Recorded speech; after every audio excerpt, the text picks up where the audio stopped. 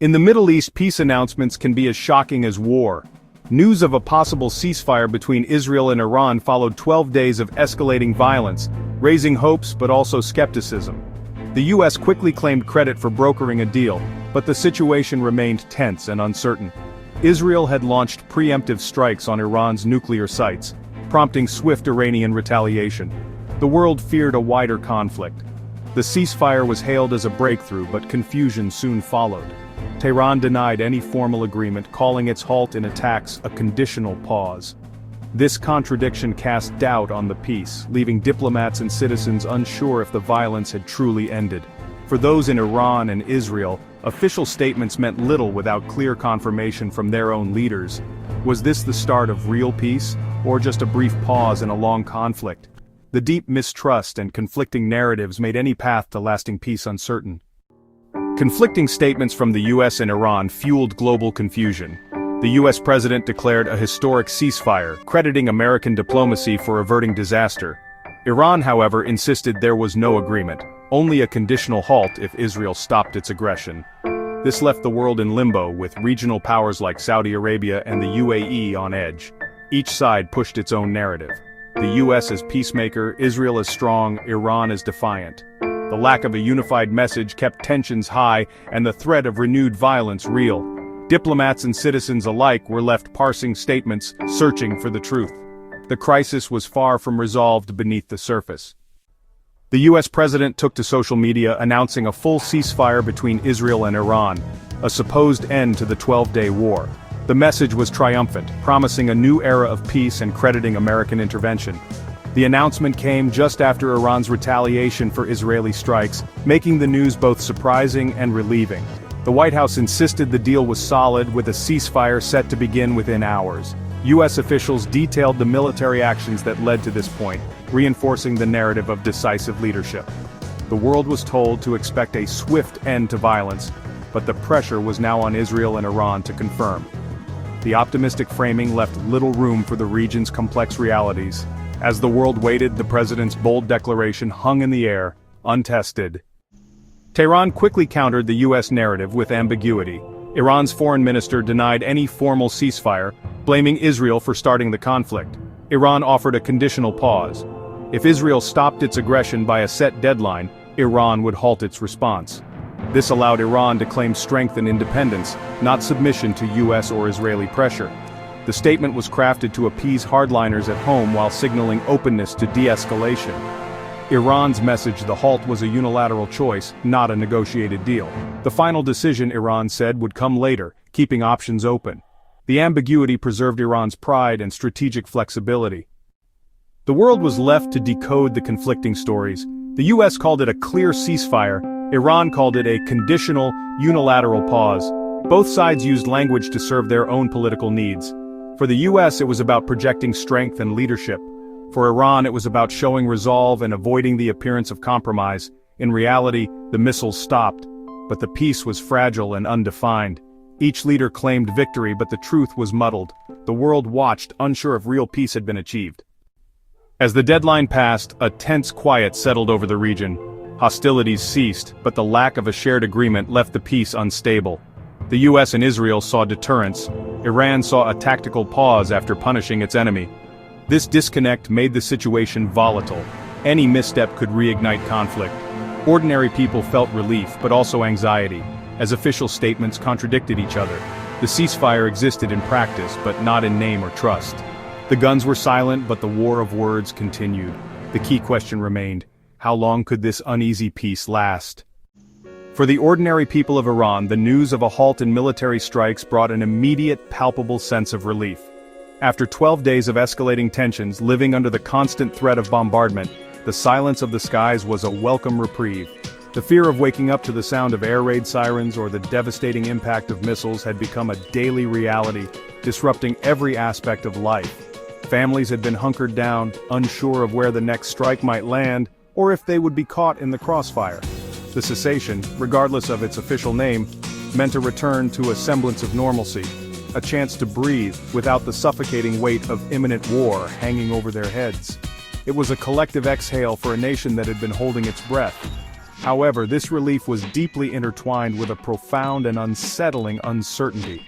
The mixed messages emanating from their own government, which denied a formal ceasefire while simultaneously halting operations, created a confusing and anxious environment. As Iranian-American journalist Elina Shirazi explained, the sentiment on the ground was a mixed bag of emotions. While people were grateful that the bombs were no longer falling, the lack of a clear, stable agreement left them feeling vulnerable.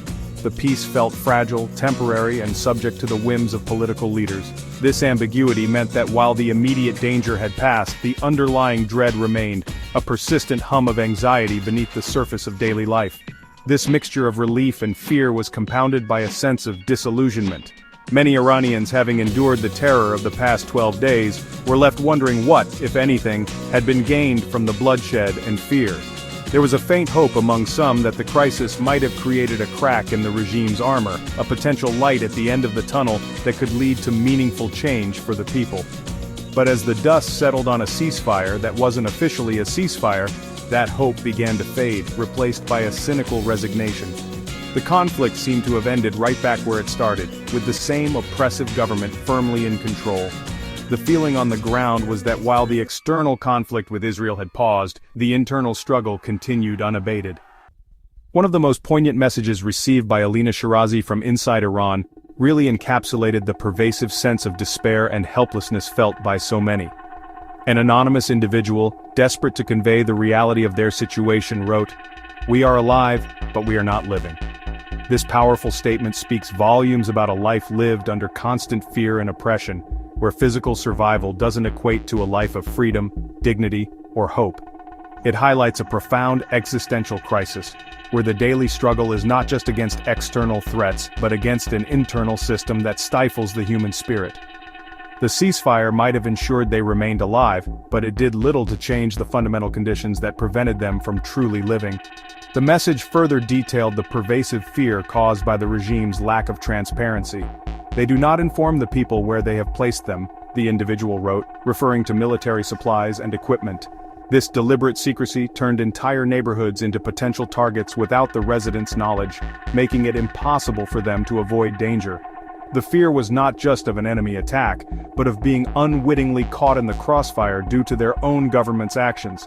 This created an environment where danger felt omnipresent and unpredictable, a constant, invisible threat woven into the very fabric of their communities, amplifying the sense that their lives were not valued by those in power. The plea for anonymity in the message underscored the extreme risks involved in speaking out. "Please do not mention my name anywhere," the person begged, "as I might become a suspect and be arrested."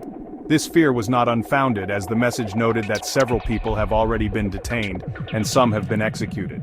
It paints a chilling picture of a state where any form of dissent, even a private message to a journalist, can have fatal consequences. The political climate was described as very dire, a reality that forces citizens into silence and submission, trapping their voices and their truths behind a wall of fear, further contributing to the feeling of being alive, but not living. This sentiment reflects a deep-seated exhaustion with a life devoid of basic securities and freedoms. The conflict with Israel was merely another layer of trauma piled onto the existing burden of living under an oppressive theocracy. The individual's prayer to be freed from this evil was not just about the war, it was a desperate plea for liberation from the entire system. The ceasefire offered a temporary pause from one crisis, but for millions of Iranians, the larger, more intimate crisis of their daily existence continued. A silent war waged every day against a regime that had stripped them of the ability to live freely and without fear. Even amidst the fear and chaos of the military conflict, the spirit of defiance among the Iranian people was not entirely extinguished. In a powerful echo of the Woman Life Freedom protests, a quiet but persistent form of resistance continued. One message sent to journalist Elina Shirazi revealed that ordinary Iranians who reject the regime can be heard nightly shouting "Death to Khamenei" from their rooftops. This clandestine act of protest, carried out under the cover of darkness, is a testament to the enduring courage of those who refuse to be silenced.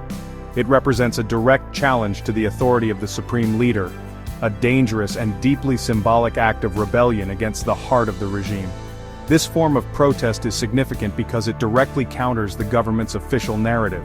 The regime consistently portrays the United States and Israel as the nation's primary enemies, using external threats to rally support and justify its oppressive rule. However, the rooftop chants reveal a different truth, one that was also voiced during the Masa Amini protests. Our enemy is right here. They lie when they say it's America. This sentiment reflects a profound disconnect between the people and their rulers. It shows that many Iranians see the Islamic Republic itself as their main oppressor, a greater threat to their freedom and well-being than any foreign power. The continuation of these protests, even on a smaller scale, indicates that the embers of the woman life freedom movement are still glowing. That movement, which erupted in 2022, was a watershed moment that revealed the depth of public anger against the theocracy. While the regime's brutal crackdown suppressed the mass street demonstrations, it failed to eliminate the underlying desire for change. The nightly chants are a reminder that the grievances that fueled those protests remain unresolved. They are a signal that the fight for a different future for Iran is far from over, even if it has been forced into the shadows. These acts of defiance also provide crucial context for understanding the Iranian public's reaction to the conflict with Israel. While the regime attempted to frame the conflict as a patriotic struggle, many citizens saw it as a dangerous distraction, a conflict manufactured by leaders they despise. The desire to see the Ayatollah gone, as expressed in these chants, is a powerful undercurrent that shapes public opinion. It suggests that for a significant portion of the population, the end of the regime is the ultimate goal, and they view international conflicts through the lens of how it might hasten or hinder that objective, rather than through a simple lens of national loyalty. The recent conflict and its uncertain resolution have thrown a harsh spotlight on the profound disconnect between the Iranian people and the ruling Islamic Republic. As Elina Shirazi astutely observed, this chasm between the desires of the population and the ideology of the regime is a rare and defining feature of modern Iran. While the government pursues its geopolitical ambitions, engaging in high-stakes military confrontations and nuclear brinkmanship, a vast portion of its citizenry is preoccupied with fundamental struggles for personal freedom, economic stability, and basic human rights. This is not a government that reflects the will of its people, it is a regime that rules in spite of it. This disconnect is vividly illustrated by the public's reaction to the conflict. The regime's narrative was one of national defense and righteous retaliation against an aggressive enemy.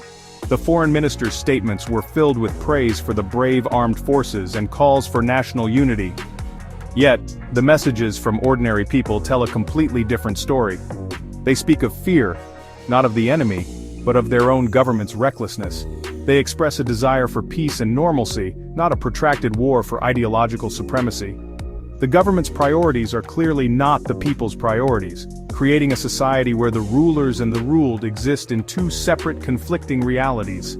The woman life freedom movement was perhaps the most powerful manifestation of this disconnect, a moment when the Iranian people, particularly its youth and women, stood up to declare that their vision for the country was fundamentally different from the one imposed by the theocracy. They demanded a secular, free society where they could live without the constant surveillance and control of the morality police. The regime's brutal response to those protests only deepened the chasm. The recent conflict in many ways felt like an attempt by the regime to shift the focus away from these internal divisions and onto a common external enemy, a classic tactic that ultimately failed to bridge the gap. This fundamental disconnect raises critical questions about the regime's long-term stability. A government that is so deeply out of sync with its population, particularly its educated and globally connected youth, cannot rule by consent. It must rule by force, censorship, and fear. The ceasefire may have paused the external conflict, but it did nothing to resolve this internal one. The people of Iran are still living their lives under the watchful eye of the Iranian government, and the deep-seated desire for a government that represents their aspirations, rather than oppresses them, continues to simmer just below the surface, posing a constant existential threat to the Islamic Republic's hold on power. In the midst of the fear and confusion, some Iranians clung to a fragile glimmer of hope that the violent confrontation might, in the end, serve a greater purpose. The sentiment, as relayed by contacts on the ground, was a desperate search for meaning in the madness. There was a faint hope that this crisis, which brought the country to the brink of all-out war, could be a catalyst for change.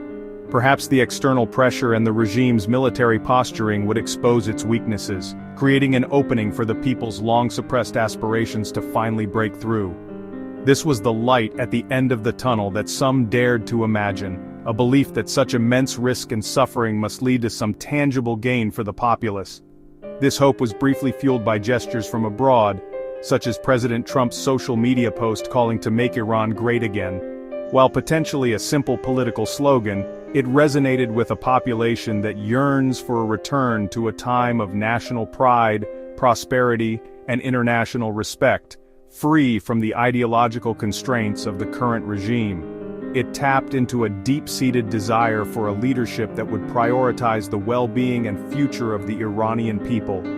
The notion that an American president would voice support, however symbolic, for the greatness of Iran itself, separate from its government, provided a small morale boost for those dreaming of a different future. However, as the ceasefire took hold without any apparent change in the power structure, this glimmer of hope quickly faded into a bitter sense of purposelessness. The question, "What was this all for?" began to circulate among Iranians both inside the country and in the diaspora. The conflict had brought immense stress, fear, and disruption, yet it seemed to have concluded with the oppressive regime still firmly entrenched, perhaps even emboldened. The strikes had targeted military and nuclear sites, but they had not dislodged the leaders who are the source of the people's daily suffering. The feeling was one of anticlimax and deep disappointment. This questioning of purpose reflects a broader cynicism born from decades of struggle and unmet expectations. Foreign policy analysts often repeat the mantra that countries don't have friends, they have interests, and this cynical wisdom was felt keenly on the streets of Tehran. The United States and Israel had pursued their strategic interests by degrading Iran's nuclear capabilities, but it seemed the interests of the Iranian people themselves were once again a secondary concern. The war was over, but their fight was not. The bloodshed had stopped, but the fundamental question of their future remained unanswered, leaving them in a state of limbo caught between a dangerous past and an uncertain dawn. In modern conflicts, information is as vital as any military asset, and for the Iranian regime, controlling it is paramount to controlling the population. During the 12-day crisis, the government intensified its already formidable censorship apparatus, effectively dropping a digital iron curtain around the country. As one Iranian communicated to journalist Elina Shirazi, internet access, which was already heavily filtered, was severely limited, and in many cases, access to the international internet was cut off entirely. This deliberate blackout was a strategic move designed to isolate its citizens, preventing them from accessing outside news sources, coordinating with one another, or sharing the reality of their situation with the rest of the world. It plunged the nation into an information vacuum at the most critical of moments. This digital isolation creates a profound sense of helplessness and fear. Imagine hearing explosions in the distance as one contact reported but having no reliable way to know what is happening, where the danger lies, or what the official government response is. The internet, a tool many around the world take for granted, becomes a locked door. This forces people to rely on state-controlled media, which broadcasts a constant stream of propaganda, or on fragmented rumors that spread through word of mouth. The inability to connect with family members in other cities or even to verify their safety adds an agonizing layer of personal anxiety to the national crisis, trapping people in a bubble of uncertainty. The effort to break through this digital blockade highlights the desperation for unfiltered information. Humanitarian organizations attempted to smuggle in Starlink satellite internet terminals to provide a lifeline to the outside world. However, these efforts can only reach a small number of people, leaving the vast majority of the population in the dark. The regime understands that an informed and connected citizenry is a threat to its authority. By severing the lines of communication, it not only manages the narrative of the conflict, but also stifles potential dissent, atomizing the population and making collective action nearly impossible. Living under such conditions is a constant struggle against manufactured ignorance. The censorship extends beyond simply blocking websites. It is a comprehensive strategy of information warfare waged against its own people. For Iranians, the struggle to get online is a daily battle, requiring the use of VPNs and other circumvention tools that the government is constantly working to block. During a crisis, this battle becomes even more critical and more difficult. The message from inside Iran was clear. We don't have internet access, we are still extremely censored. This wasn't just an inconvenience, it was a fundamental denial of the right to know, a tool to ensure that the fear and confusion wrought by the conflict would be magnified by the silence imposed by the state. Beyond the technical barriers of internet censorship, the Iranian regime cultivates a pervasive atmosphere of fear that serves as its most effective tool of control. The risk of speaking out against the government is not abstract, it is a matter of life and death, a reality that creates a powerful chilling effect on any form of dissent. The messages sent to Elina Shirazi were filled with desperate pleas for anonymity, a stark reminder of the consequences. One individual wrote, "Please do not mention my name anywhere, as I might become a suspect and be arrested." Several people have already been detained, and some have been executed. This is the brutal calculus that every Iranian must make before whispering a word of criticism. This fear intensifies dramatically during times of national crisis. The regime uses the pretext of national security to justify even harsher crackdowns on its citizens. Anyone questioning the government's narrative or expressing sympathy for a different viewpoint can be branded a traitor or a foreign agent. The state's security apparatus, including the Revolutionary Guard and the Basij militia, becomes hyper-vigilant, monitoring communications and looking for any sign of subversion. The knowledge that you are being watched, that your neighbors might be informants, and that a single misplaced word could lead to your disappearance, forces people into a state of self-censorship that is more powerful than any firewall. The psychological burden of this constant vigilance is immense. It forces people to live a double life, a public-facing life of conformity and a private life where their true thoughts can only be shared with their most trusted confidants, if at all. This erodes social trust and isolates individuals, making them feel alone in their opposition to the regime. The journalists' contacts who sent audio notes insisting their voices be distorted were not being paranoid, they were taking necessary precautions to survive. The cost of speaking up is terrifyingly high, ranging from imprisonment and torture to public execution, a price the regime ensures is well publicized to deter others. This environment of fear explains why, despite widespread discontent, mass street protests did not erupt during the 12-day conflict.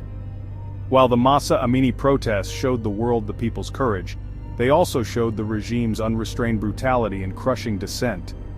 The memory of that crackdown is still fresh, and many are understandably terrified of facing the same fate. The desire for change is still there, burning beneath the surface, but the chilling effect of the state's retribution forces it into the shadows, into hushed conversations and clandestine messages sent in the dead of night, a testament to both the people's resilience and the regime's terrifying power.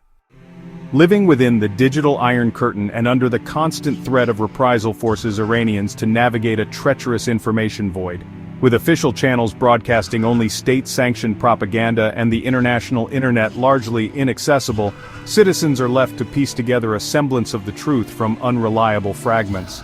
The sounds of explosions near Isfahan were heard, but as one person messaged, the only information they had about the targets, nuclear facilities and munitions infrastructure was what they could glean from the very limited sources available.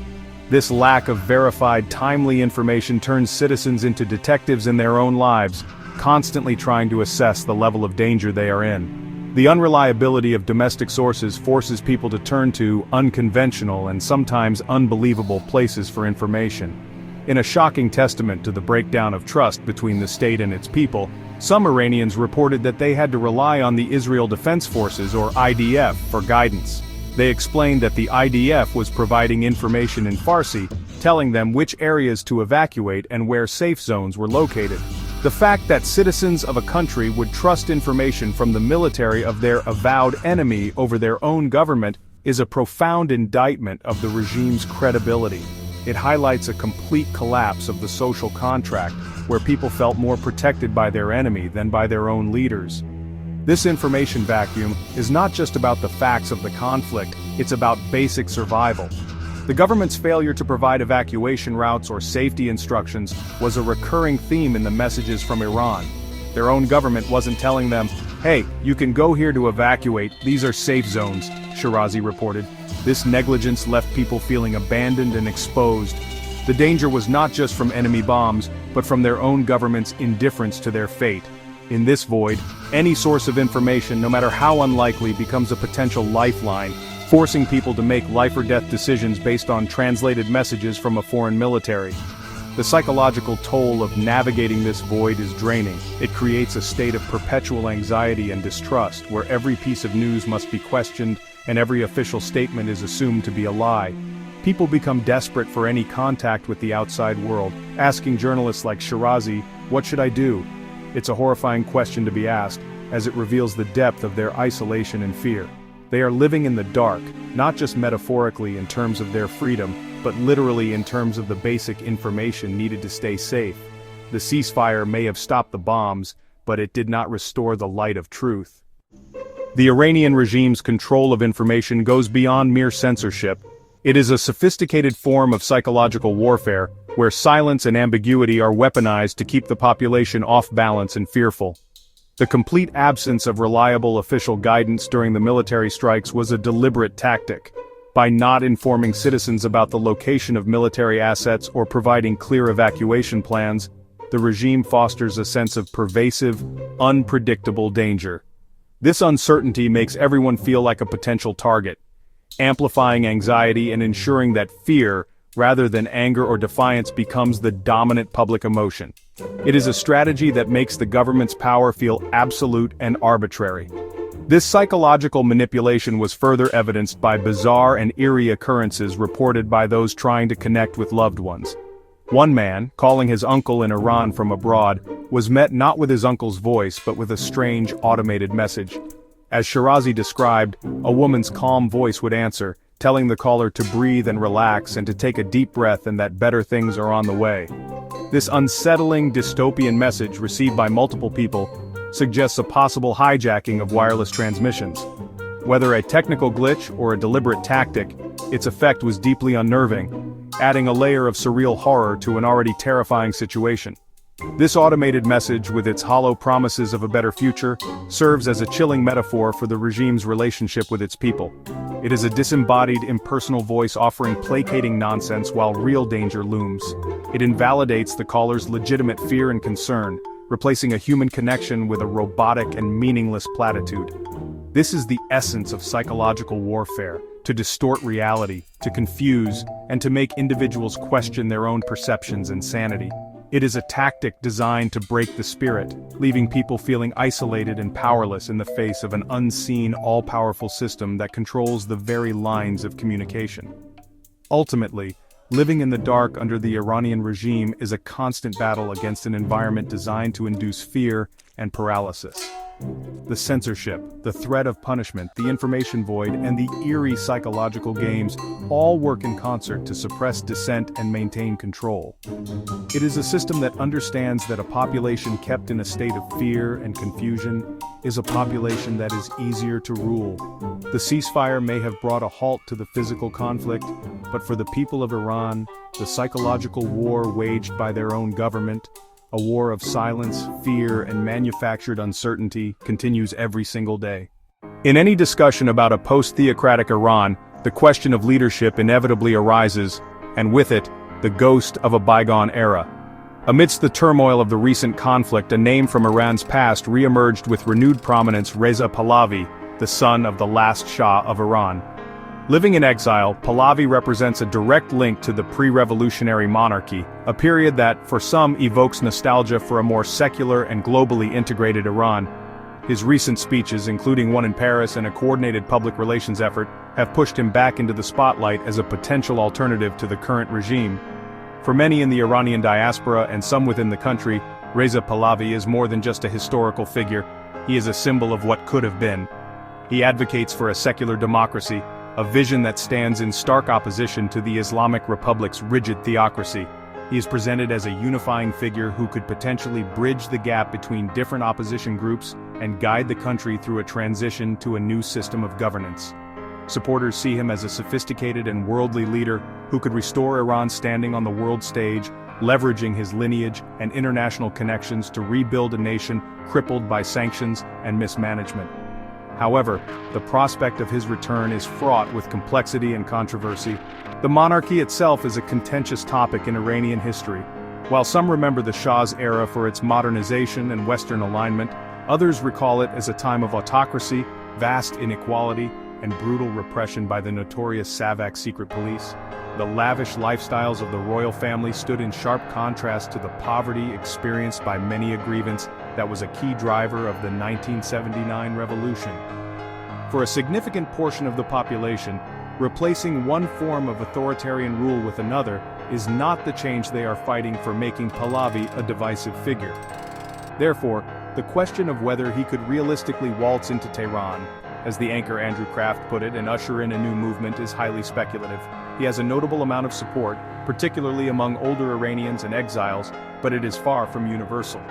Many younger Iranians who have no memory of the monarchy are fighting for a future they build themselves, not one inherited from the past.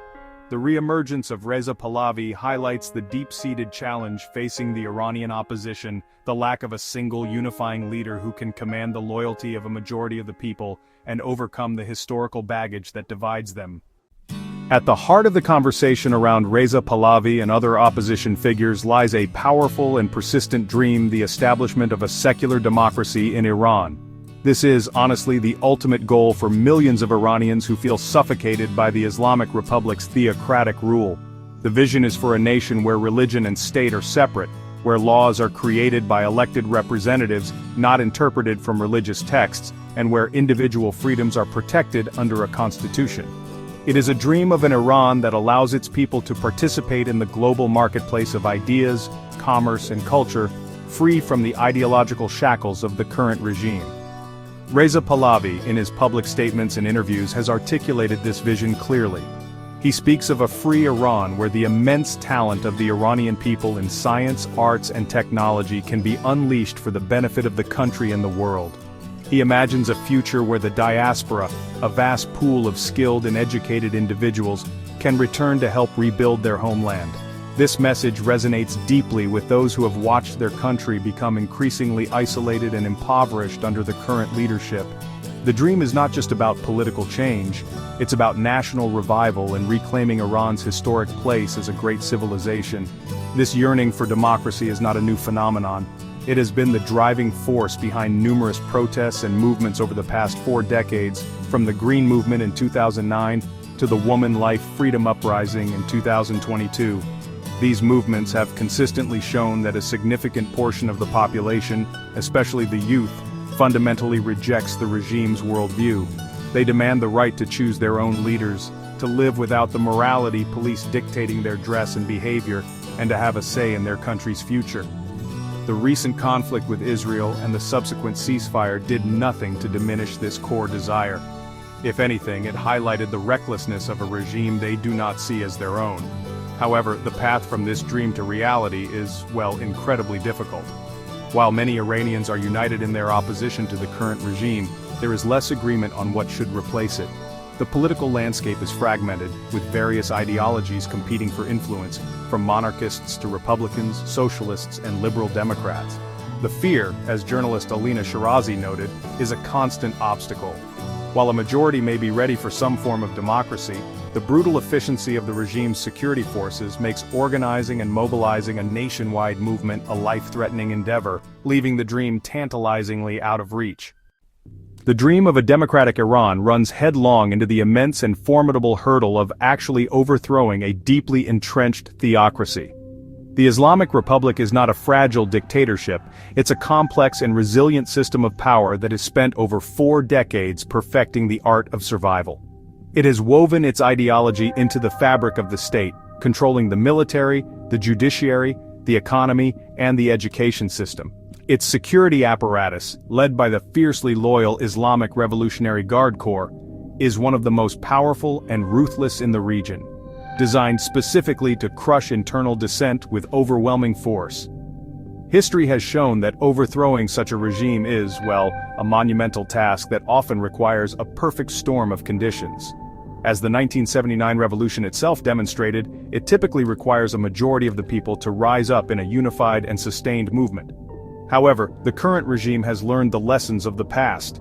It uses a combination of brutal repression, pervasive surveillance, and economic patronage to prevent such a unified front from forming. it has proven its willingness to kill its own citizens in large numbers to maintain its grip on power, a reality that instills a paralyzing fear in potential protesters. The question of foreign intervention further complicates the issue. While some in the opposition may hope for external support, history provides a cautionary tale.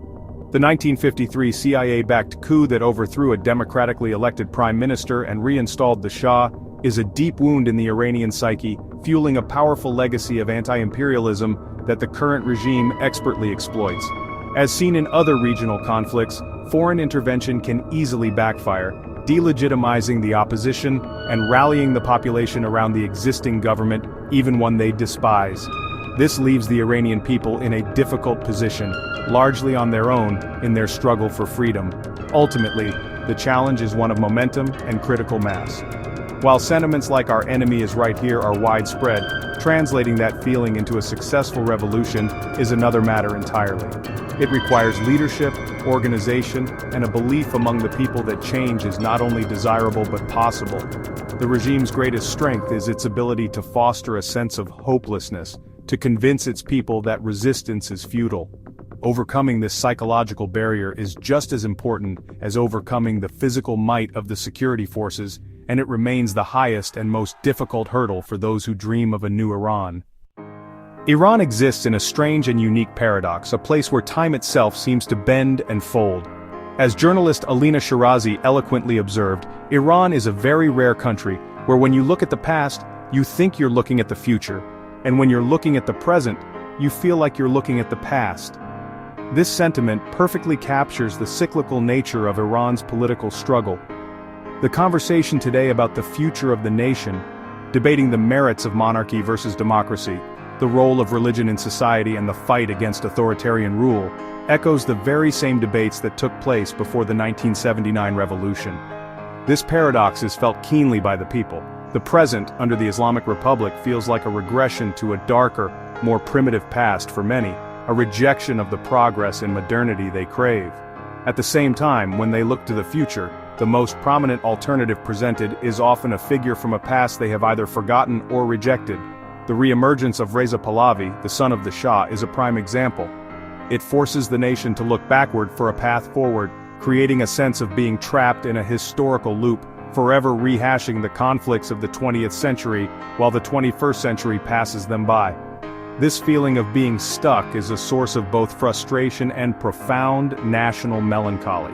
The Iranian people are heirs to a rich and ancient civilization, known for its contributions to art, science, and philosophy. Yet they find themselves living in a present that feels disconnected from that glorious heritage and a future that seems uncertain and contested. The desire to break free from this cycle is immense. The Woman, Life, Freedom movement was a powerful attempt to do just that. To create something entirely new, a future defined not by the failures of the past, but by the aspirations of the current generation. The question of change in Iran, therefore, is not merely a political one, it is a struggle for the soul of the nation and its place in history. Can Iran break the cycle? Can it forge a future that is neither a return to the monarchy nor a continuation of the theocracy, but a genuine expression of its people's will? The ceasefire may have ended the immediate military crisis, but it did not resolve this deeper, more fundamental conflict. The people of Iran remain caught in this paradox, yearning for a future that feels like progress, while constantly being pulled back by the ghosts of their turbulent past. The recent 12-day conflict between Israel and Iran, culminating in a ceasefire as ambiguous as it was sudden, serves as a stark microcosm of the Middle East's enduring complexities. The cessation of hostilities, announced with triumphant finality by the United States but framed with defiant ambiguity by Iran, brought a collective, albeit cautious, sigh of relief across the globe. Yet, this peace rests on a volatile and unstable foundation. It's a peace born not of mutual understanding or diplomatic breakthrough, but of parallel strategic calculations and face-saving rhetoric. The missiles may have stopped flying, but the deep-seated animosity, ideological chasms, and competing regional ambitions that fueled the confrontation remain dangerously intact, simmering just beneath the surface of a fragile calm. This episode has vividly illustrated the profound disconnect between international diplomacy and the lived reality of those on the ground. While world leaders engaged in a war of words, crafting narratives to suit their domestic and geopolitical aims, ordinary Iranians were trapped in a vortex of fear, uncertainty, and state-imposed silence. Their experiences, shared through clandestine messages, painted a harrowing picture of life in the dark, cut off from reliable information, abandoned by their own government, and forced to navigate a landscape where danger was both invisible and omnipresent. The end of the bombing did not bring true peace, but merely shifted the focus back to the daily internal struggle against an oppressive regime that views its own people with suspicion and hostility.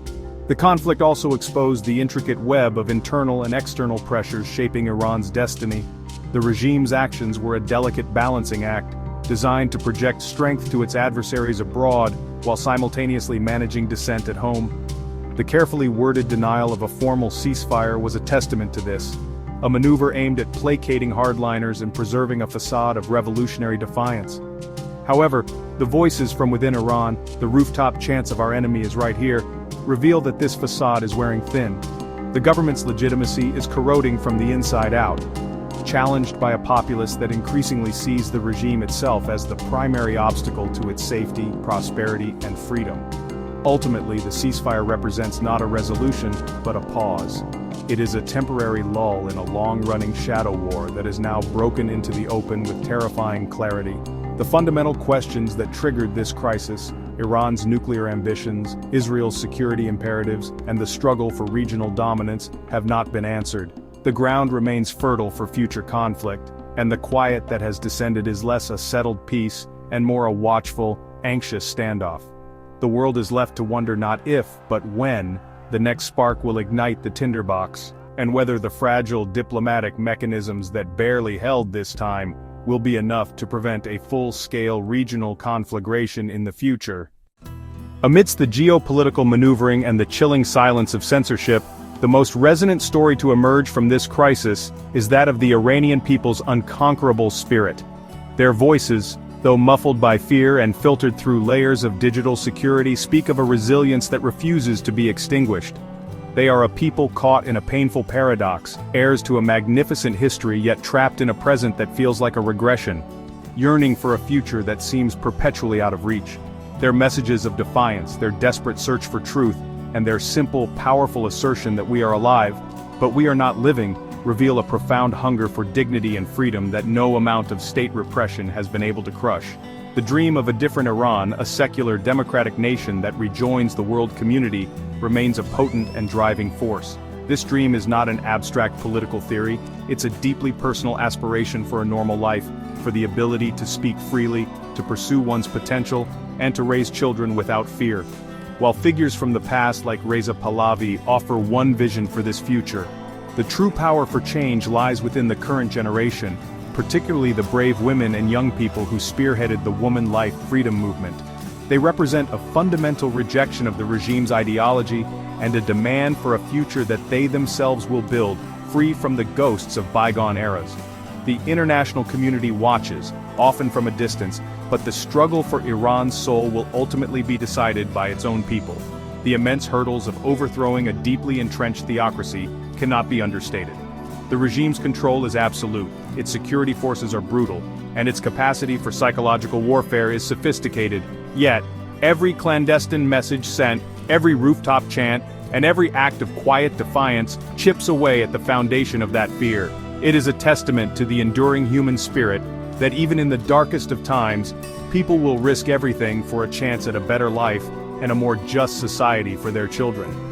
As the world moves on to the next crisis, the people of Iran remain in a state of waiting for the fragile ceasefire to hold, waiting for an opening, waiting for the moment when their collective desire for change can no longer be contained.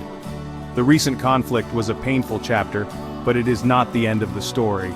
The fundamental disconnect between the rulers and the ruled has been laid bare for all to see, and the embers of dissent continue to glow. The future of Iran is unwritten, but it is in the courage and resilience of its people, in their unwavering dream of freedom, that the truest and most enduring hope for the nation resides.